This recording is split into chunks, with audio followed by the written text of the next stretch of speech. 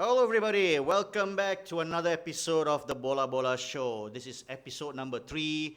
It's another fantastic weekend to look forward to. Plenty of football action, plenty of things to talk about. But this is not just about me. Oh, by the way, my name is Sivan.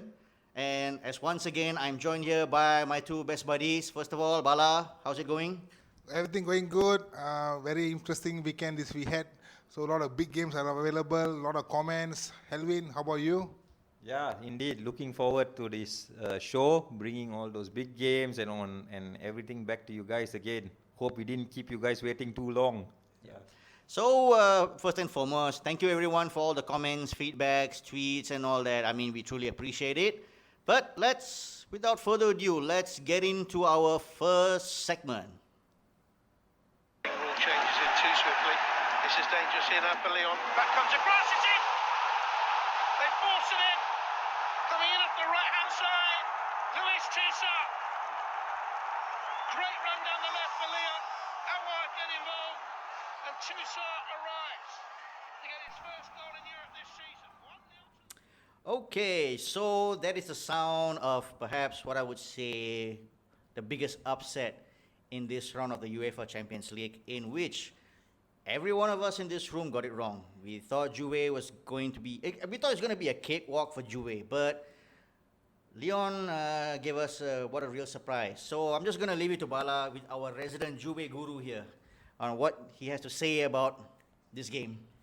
To be frank, I'm kind of upset with this performance because they had about 14 shots, but none of them was on target. Basically, they had zero shot on target with Cristiano Ronaldo, Dybala at the side, and not forgetting Higuain as well. So I think something wrong with Sarri, and he's becoming very sorry.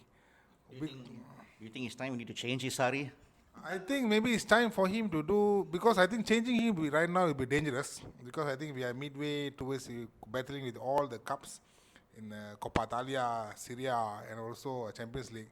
So changing him at this moment is a dangerous thing to do. But having said that, I think he should be more less depending with his tactic, because one of the comments he made during the game was why Juve failed, because he said the players are not passing the ball quick enough, and whereby they're not performing like in training. His training is real is two different things, you see. So I think Sarri need to do something different. Not something different, he need to save the season first and foremost. Forget about his beautiful game, forget the attacking game, he need to save the season. How are we going to do that? Look at all the resources he had, and basically if we need to adopt Allegri style, so be it. But not because the fans are waiting and for results, with a lot of things happening in Italy, with this COVID issue and with the economic issue everywhere. This is one of the reasons where people will vent their frustration and some sort of happiness, you see. So I think, this, in respect to all football fans, I think Juve has a tradition, and it's time for Sarri to keep up his tradition. If not, I think he'll be in big trouble. And I think basically, as fans, to be frank, I think I prefer Allegri, because at least he was more pragmatic and more result-driven compared to now what he's doing right now. Okay, yeah, great point there, Bala. You raised about Allegri and Sarri, but I mean, Sarri was brought in to boost his attacking philosophy in Juve, right? Yeah, Elvin, but one is to do something beautiful, but do you have the material to do that such a way? Material, do you have the right players, do you have the right system? Maybe the system you need, like have a pounding, have a beautiful football means of pounding the team, you say. Or like Barcelona, even Barcelona is struggling with a beautiful game. I'm not against beautiful game, but currently, is it feasible for you to do a beautiful game? Is it logic to do a beautiful game right now with the sort of player which Allegri left? I only seen Ronaldo, but Ronaldo had Marcelo. Who they have right now? Alexandro. Was it Alexandro? Yeah, but Alexandro previously was Cancelo. Cancelo, I think, more attacking compared to Alexandro. But having said that, is it the right tactic? I don't know. For me now, it's basically to save the season right now. You forget about all these beautiful things and everything. Give the best and save the season, whatever said and done. But even in this, and Lyon was the 7th team in French league. We're not talking about Barcelona, we're not talking about PSG. It's Lyon who are currently occupying 7th league. The only catching ball is Rudi Garcia, who was a previous Roma coach, is managing Juventus. Lyon right now. So maybe there's some connection. I'm not sure, but it's unforgivable for a fan to looking at a Champions League team to lose to a seventh team. Okay. So there you go. Frustration, Juve fan in the house here. But we have to move on to the next game. But in the next game, what I can say is we were 100% spot on. We got it right. I'm talking about Chelsea and Bayern. Bayern once again proving that London is their favorite city to visit if it's not in Munich. And they gave Chelsea, I would say, a really hard lesson here. I mean, I like Frank Lampard's Chelsea. It's very exciting. But I just don't think they're a championship material team. I don't think they're a team that is capable of winning things at the moment. But I think, Elwin, you got an interesting fact for us, right? Yeah, exactly. So for Bayern, the guy that scored 2 goals for Bayern seems to love coming back to London. I think those guys in North London will know him a lot. Serge Gnabry. So back again here with 2 goals for Bayern in their 3-0 win. The guy also scored 4 goals against Spurs. So there's something about Gnabry liking to come back to his previous home and haunt all these London teams. So moving forward, it's going to be a big mountain for Chelsea to overcome. Now going down by 3 goals at home to Bayern Munich, and I only see this going one way, guys. But then the last time they won a Champions League is in Bayern Munich. Was it in Bayern Munich? They met Bayern Munich in Munich. Maybe history might repeat itself, but... No. Last time was just a one-off game. I think the circumstances just was more favorable to Chelsea. 3 goals down, you're out. Next game now. What do we have? Yeah, okay. And just to add that, it was a good point there raised by Bala. But overall, I think this Chelsea team is still in a rebuilding mode. It's a very young team, a very raw team. We can see this team going very far, maybe in 2-3 years' time. So still very raw. But let's see. I mean, a great fight put on by those guys. So next. Okay, next up, Madrid and Man City. So we talked about Bayern having London as their favorite city to visit. Well, in City case, seems like Pep Guardiola loves Madrid. And what is the record like for so far? Well, Pep Guardiola indeed loves coming back to Santiago Bernabeu. Okay, this is his 6th win, in fact, in Santiago Bernabeu. And the only time he lost was with Bayern when they visited Santiago Bernabeu. So Man City actually dominated this game, I would say. They totally controlled this game, even though Real Madrid took the lead in the lead with Isco. The Man City still turned the game around and defeated Real Madrid in this game. So it's going to be another big challenge for Real Madrid to come back with Ramos getting sent off again. And oh boy, Bala, what about Ramos? 26 red cards in his career so far. Yeah, Ramos' career, I think just 2 things I think would highlight. One is red card, another one is trophies. But he's still a legend, but maybe for a good and a bad reason also as well. But don't forget Zidane has continuously have won 3 Champions League season in a row. And as to date, to be frank, whenever he participates in Champions League, he never fails to win it. So I think his record is clear. But I have this quick, something in me is Real Madrid, and things might turn around with Zidane around. I'm not sure with somehow as he play El Clasico, anything can go right. Let's see. Simon, I think you're very excited about something. What is it? I just think because Zidane has played for Juve. So that's why you're having some hope on him, right? Maybe, but we never know. And I think let's talk about the rival of Barcelona. I think Napoli versus Barcelona. Another interesting thing about tiki-taka is they had about 67 possession. Wow.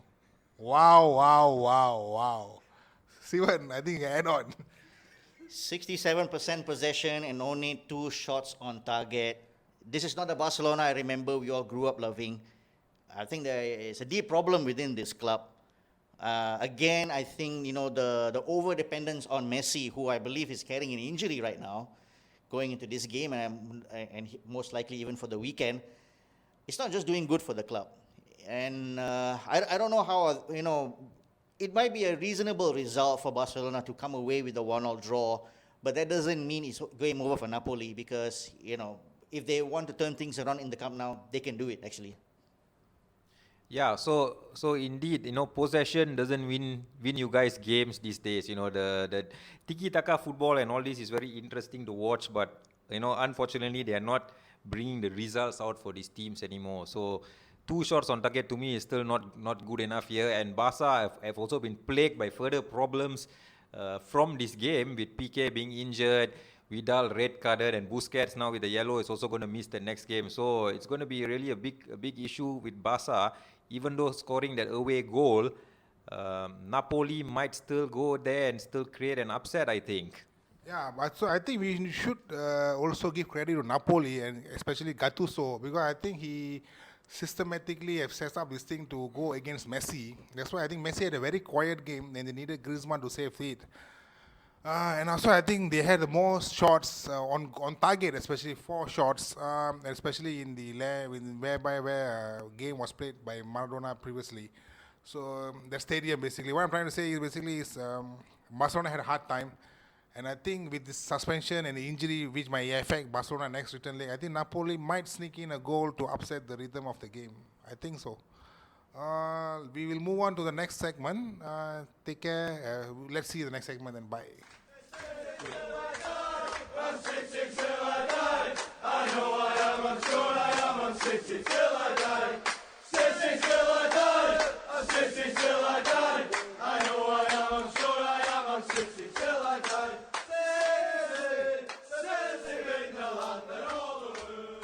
So hi guys, and welcome back to our second segment of the Bola Bola show on our 3rd episode today.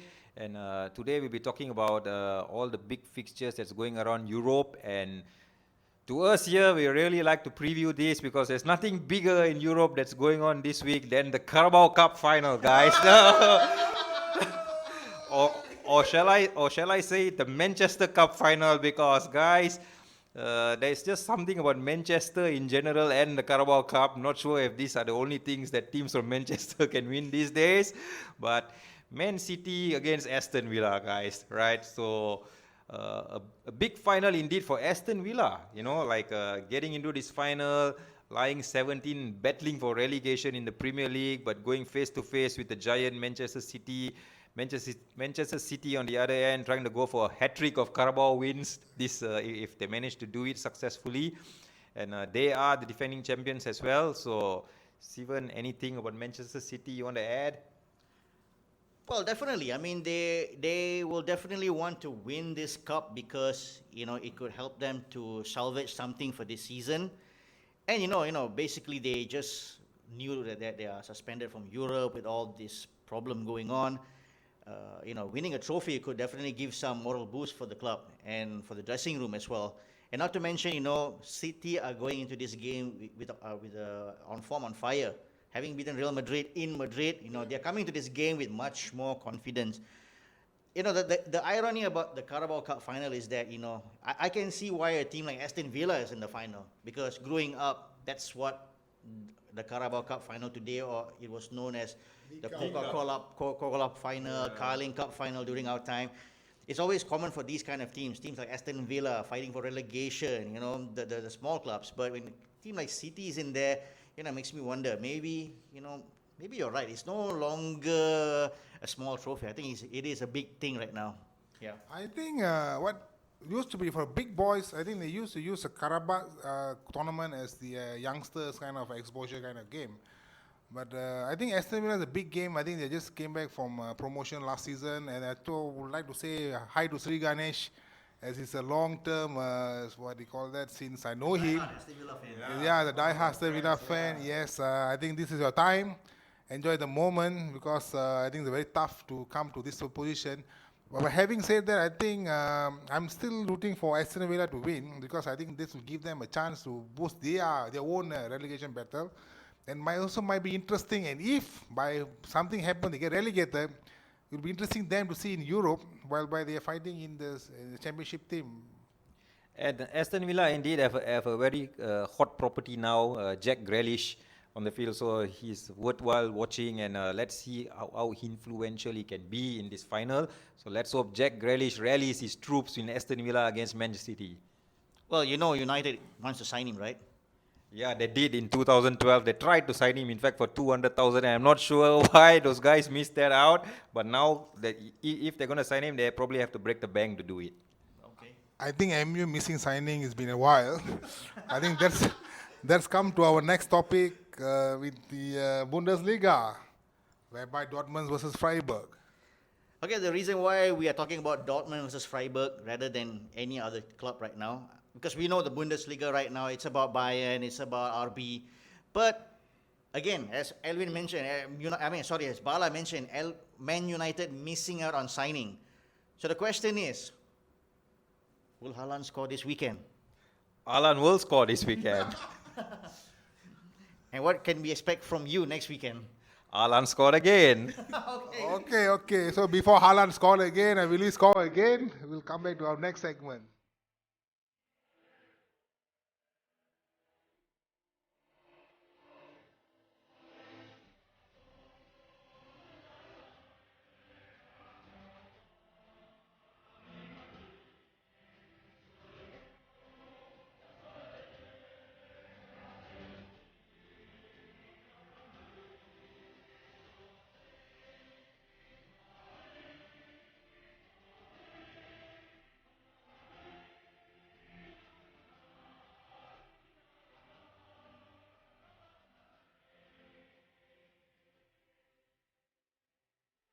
Okay, now moving on to the next segment. I'm sure you guys might be wondering, wait a minute. These guys just ended up the weekend fixture just like that.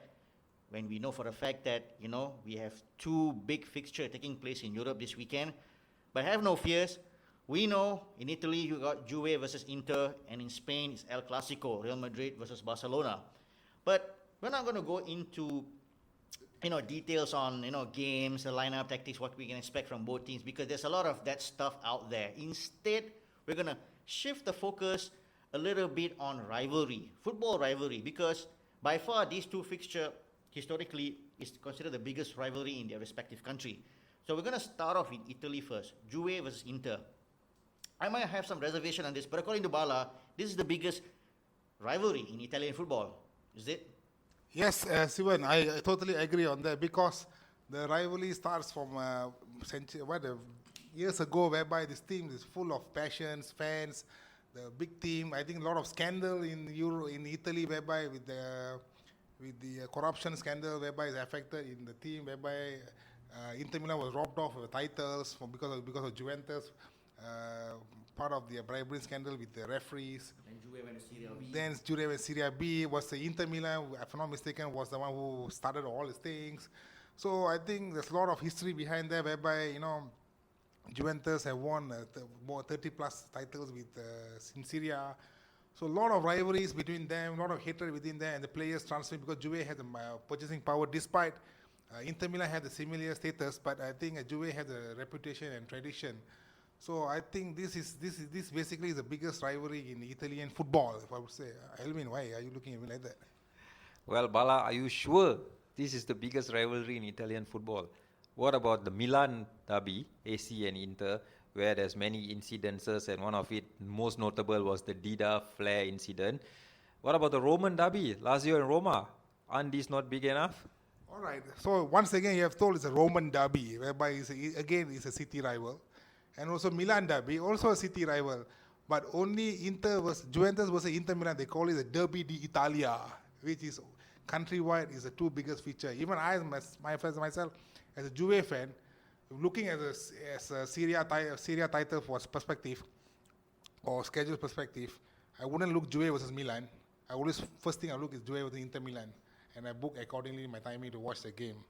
Let's talk about the next rivalry in Spain, Sivan.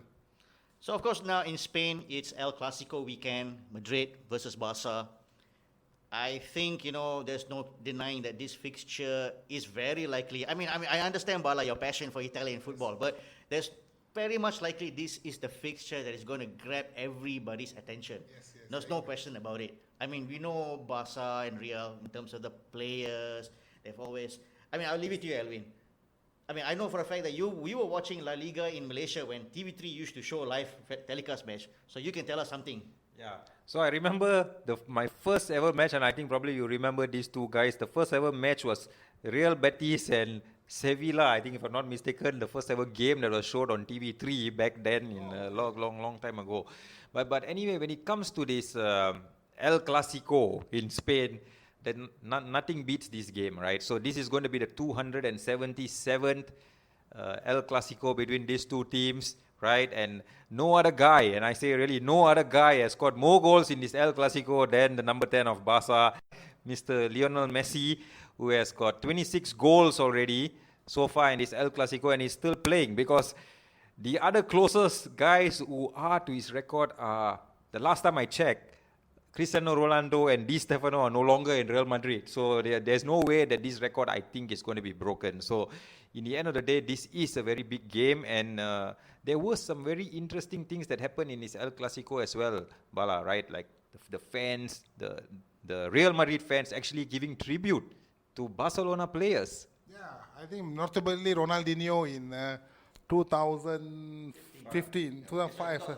2005, Iniesta in 2015, and not forgotten Maradona in 1983, I think, not mistaken. But I think in terms of rivalry or El Clasico, for you to be, the game to be something El Clasico, three criteria must be met. One is the quality of the players they have, and of course their historically, politically issues, and also not most importantly the fans. And also let's not forget about the Figo fans. Figo, the betrayal, whereby when he was signed from Barcelona to Real Madrid, whereby even the fans in Barcelona threw the pig hate and coins were thrown at him. I think undeniably this is the biggest rivalry in world football right now. Biggest rivalry. Are you sure about that again? Is there any other else? Well, if you ask me, I would say, okay, this is what I would think. Okay, I think when it comes to the players-wise, maybe this is where Real and Barca will prevail, because over the years you have all these big name signings, your Zidanes, your Figos, your Rivaldo, your Maradona, all these players. I mean, there are a lot of big names, I would say, in world football has played in this fixture. But here's where I think why I think Barca and Real just can't be considered the biggest, because intensity-wise, in terms of experience and fan atmosphere, I don't think it comes anything close then to the Super Clasico Buenos Aires between Boca and River. 70% people in Argentina support either one of these two clubs. There's even the 2018 Copa Libertadores had to be, shifted out of the continent, because throughout that whole month, Buenos Aires on a standstill. The first game was postponed because of the water incident, because there was heavy rain. Second game because of fan trouble, and then eventually had to move to Madrid. I don't see how there will be a day where Real Madrid and Barcelona play in a Champions League final. This sort of trouble is going to happen to the point that UEFA will say, "Look, we're going to move the game to Bukit National Stadium." So this is where I think why I would say Boca and River. I would say Super Clasico is by far biggest rivalry. But I'm sure you guys know that we are living in Asia. Yeah. There's something else when it comes to this rivalry. I think, Evelyn, you can speak about this. Yeah, so when it comes to Asia, there's nothing bigger than Liverpool versus MU, right? So this to me is a very big rivalry here for all our Asian fans, and also in England. This Liverpool-MU rivalry also doesn't really go back a long time ago, right? It only started during that Ferguson comment that he made, Steven, right? What interesting comment did Alex Ferguson say? Basically, Ferguson being the man who's so passionate about, wanting to bring success to MU. Of course, when he mentioned you want to knock Liverpool off their perch, that sort of triggered the rivalry into into another level, because historically wise, both clubs, they had a reasonable, fairly good relationship, because what many football fans are not aware is that it was Matt Busby who actually recommended Liverpool to go for Bill Shankly. But that was a long time ago. Things have changed over the years. But as what you say, we in Malaysia, throughout our time, we always look forward to this fixture, even until now, for that matter. Correct? Yes, exactly. So despite what form all these teams are in every single season, a Liverpool or MU fan will always look out at the fixtures when the season starts and find out, okay, when when is the game in Anfield or when is the game in Old Trafford going to take place, because that's when they really gather and they watch the game with full of passion. And for me, one particular Liverpool MU game that I will always remember, even though to some this may not be the best Liverpool MU game, but for me was the 1996 FA Cup final. That corner from David Beckham where David James came to punch out the ball, and there was Cantona scoring the goal for me. So that was a Liverpool MU moment that will always stick by me. Yeah. Okay. And also not forgotten Cantona's speech during Ballon d'Or award last year. So yeah, I think might be also biggest in Britain as well, I guess so. Sivan, once again, why are you looking at me like that again? No. Come on, guys. Let's get something clear. Yes, Liverpool and MU, you can say it's a big fixture in England, but in Britain, I think this is where Celtic and Rangers, all from derbies, will. And I think that will supersede anything in Great Britain, because it's a rivalry that goes beyond football. There's ethnicity, religion, and all that. And it's still prevalent even till today, for that matter. So yeah. But you know what? Let's put all this rivalry aside. Some notable rivalry out there. I mean, what about you, Elwin? What do you like to name? What about Penarol and Nacional from Uruguay? Oh, good choice. Bala? I think another derby game which you must look into is Palermo versus Catania, the Derby di Sicilia. I think because this club is basically having some kind of a connection with the underground, whereby there's even led in 2007 the death of a policeman during a riot. I think this is one of the most, for me, I think it's one of the most often forgotten rivalry game, but not to be, must be mentioned as well. Well, there Bala goes again, keeping up with this Italian football tradition. Well, okay, it's good. But if you ask me, I'm sure there's a lot of derbies being mentioned throughout the world, but I'd like to focus something a little bit closer to home, where we are. There's Persija versus Persib in Indonesia, and in India, of course, you got East Bengal versus Mohun Bagan. Elwin, you wanted to add something? Yeah, not to forget one in Africa, Al Ali versus Zamalek, guys. Oh, yeah. Okay, good. Anyway, back to the next segment. Okay. Dengan satu lagi pekan untuk memberikan fokus di penghujung perlawanan babak yang pertama ini. Antara dari kamera, tadukan Ifat hanya memerhati dan ianya menerjang jaring dari Mauricio untuk Jordan Tazim memecah kebutuhan. Dari sini satu set piece play yang sangat baik. Now coming back to Malaysia, and guys, I think we badly need some football in Malaysia now. After all what's going on in the country this past week or so, I would not even want to go there and talk about it. I just want to solely talk about football, because football is definitely our medicine, right? So let's focus on football. And what about the right time as well? The Malaysian Football League has kicked off yesterday. JDT, up at it again. New stadium, new era, Bala, but same result? I think JDT will be the favourites again. Basically, they won 6 consecutive titles since 2014. I think they're going after the 7th. I think they will win the 7th title, looking at the other competition side. Basically, almost all the Malaysian team is currently also playing for JDT as well, interestingly. And also, they have won a charity shield to start begin with against Kedah. And also, not forgotten, this is 3 points they get in the bag as well. But overall, I don't think it's a JDT performance, because maybe the first game with the competition involved, they will only get better after this. So I think Kedah side, I think they're also having a very interesting facts as well. Well, I would say, Kedah was the better team yesterday, but despite not winning, I think they were more dominant against JDT. An interesting fact about Kedah, I think, is all comes down to their coach, Aidil Shahrin Sahab, who is a former Home United player, who has been known throughout this region as the Pep Guardiola of Southeast Asia. He practically brings out a very interesting football philosophy for this Kedah team. So it's very interesting to look forward to. Yeah. Yeah, but Steven, why is the guy not in Singapore anymore? Well, that's a good question. It seems like, he's not very much appreciated within the Singapore football fraternity. But, sometimes I guess, if you're not appreciated at one place, you might find your calling card elsewhere. And, in Kedah, I think he found the perfect place to execute all his ideas. And it seems like it's been working well for them. They did well last season, except, of course, they got brushed aside by JDT in the Malaysia Cup final. And another important point, I think, Bala, you want to share something about this Kedah team. Yeah, I think I would like to talk about Badrol Bakhtiar, the Francesco Totti of Kedah, whereby he is playing with the club since he's 18 years old. And let's not forget he's now 32, 14 years in the same team. Well, I think any woman would love that as well.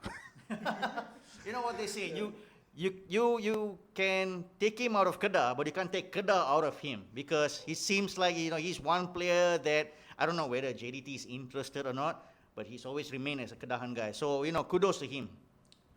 Well, talking about women, Elvin, I think your wife's from Sabah. What do you think about Sabah's expectation this season?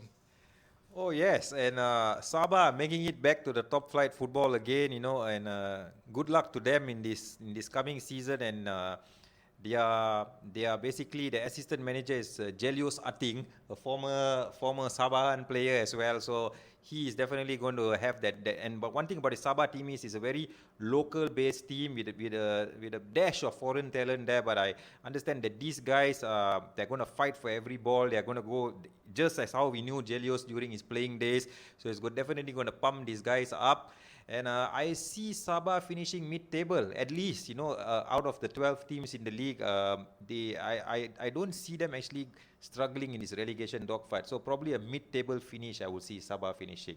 But talking about home talent and all that, Sivan, what about Melaka? Well, I can only say that Melaka, I don't think they're going to struggle for relegation. I think they can still finish around mid-table. I can say Sabah and Melaka are probably fighting for that giving a mid-table fight there, because, do you know that, the best Malaysian footballer of the last decade actually plays?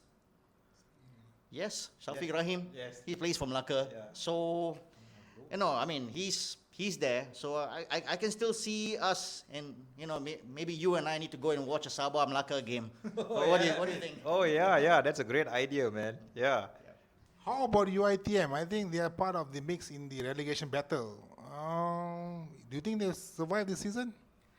Okay, the interesting point about UITM is that this is the first time ever in Malaysia, I do not know, in any football league for that matter, that you had a varsity club playing in the top flight. I never came across Cambridge University or Oxford University in English football.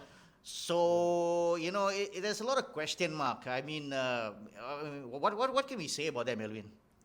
Yeah, so this is definitely a first time university, a varsity team making it into the top flight. Sustainability is a good question you brought up there, but you understand that UITM have got some foreign players in their ranks as well, a couple of guys. Yes, a couple of guys from France, a Lebanese guy and a Brazilian forward as well. They have a nice 10,000-seater stadium, whether that will be filled with their fans or the fans of the visiting teams or the students in UITM who are from different states who could fill up the stadium as well. But an interesting thing about UITM is their coach, Sivan. What about him? Coach Frank Bernard, a very well-experienced coach. I think he used to work with the Malaysian under-23 team.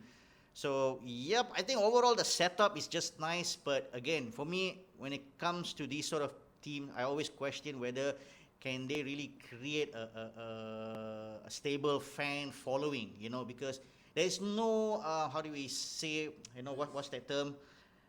What we call fans, the connection between, a sense of belonging. Yes, that's the word I wanted to use. Because it's a varsity team. You're bringing people from all over the country and you're studying there. So how can they create such connection? Yeah, actually, a good point you raised there, Steven, because I on the other hand, also follow American football, and I know how big college football is in America. And usually what people do is they follow their alumni, where they studied and all that, and they will definitely, there's a huge following. So I hope this UITM varsity team basically starts a new revolution in Malaysia, where, the fan base grows and the passion of all, even those ex-guys, come on guys, if you have studied in UITM before and currently now you're working somewhere out there, go and support your alumni, go and fill up that stadium, fill up that stands, and let's see how far this UITM team can go. Well, I hope they really give a fight to all the teams out there, guys. Yeah. Yeah, I think also the boys are finally playing in the League of the Men. I think this reminds me of Chelsea, of Liverpool in English Premier League as well. So I really hope they can push the limits of these top teams, and let's see where it goes from here. Good luck to UITM. All the best.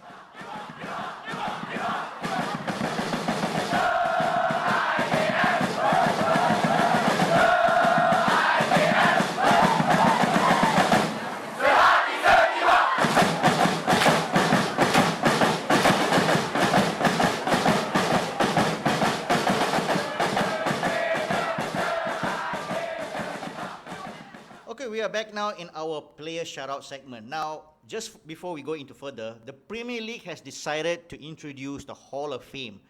Basically, they're going to induct players who have contributed so much to the Premier League football over the last since '92. That's 28 years. So this weekend this week I was having a discussion with a friend of mine from Thailand, Grant, a very big Montong United fan. And one name he brought out just raised an eyebrow for me, and I said to the guys in Bola Bola show that this is got to be our player shout out for this week. And I'm talking about none other than Gary McAllister. Oh yeah. Okay, all right.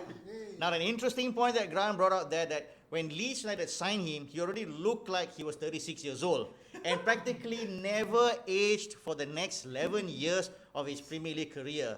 But forget about age. Let's forget about how he looks and all that.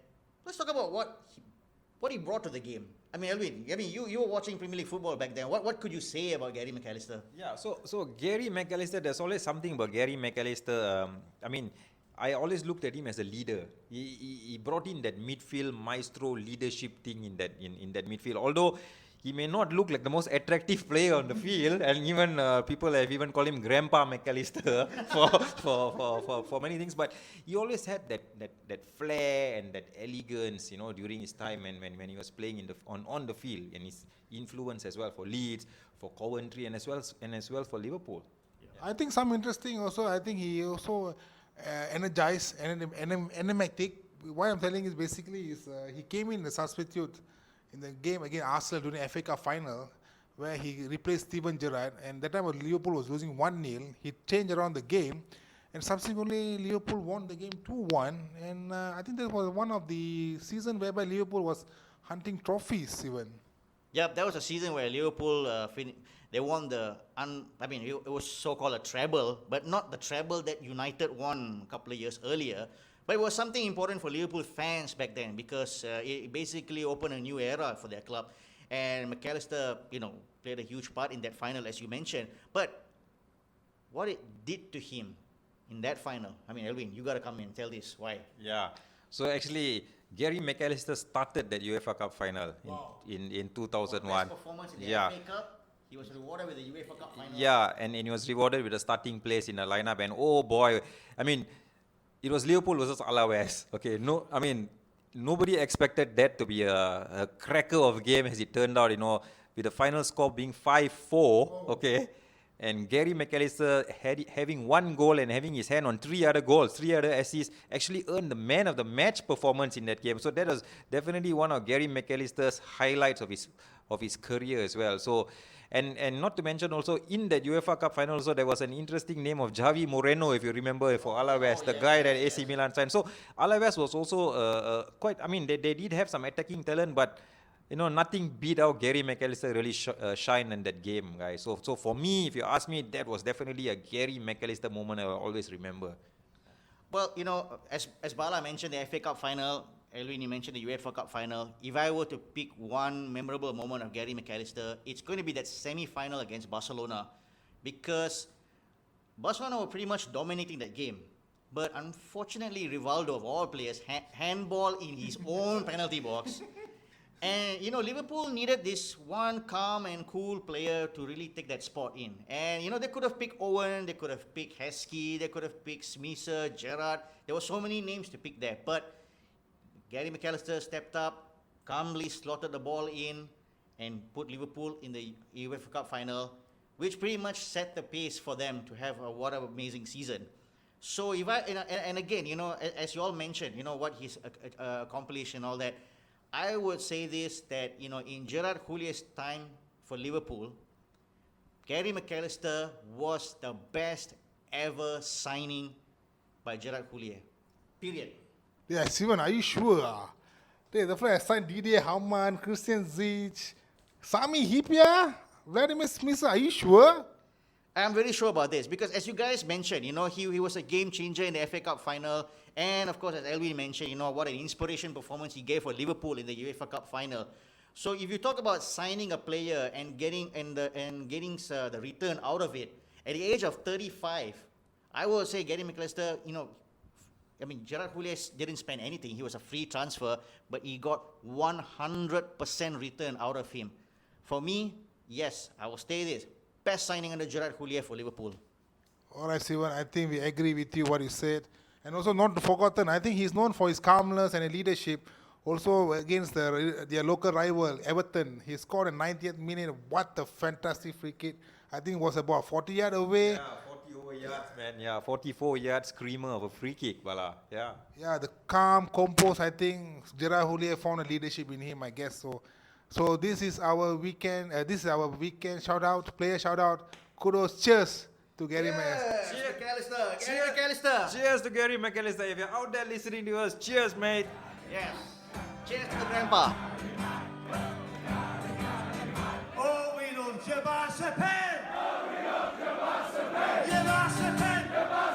Je daar we go! Je moet hier! Je gaat niet weg!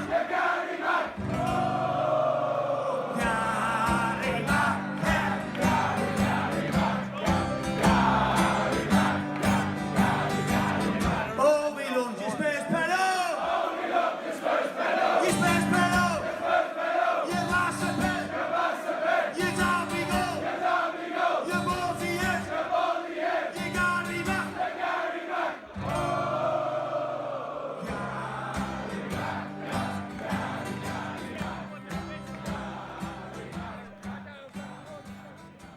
With this, we are wrapping up our third podcast of the Bola Bola show.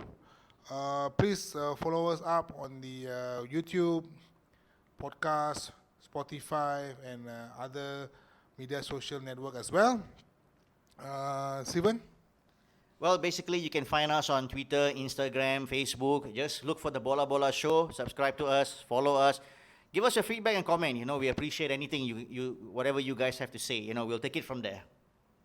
Yeah, guys. So again, thank you for all your support. Thank you for all your following, and we are very appreciative for this, and we are really enjoying this whole Bola Bola journey with you guys. So we hope to have more Bola Bola shows with you, and hope to entertain you guys more further.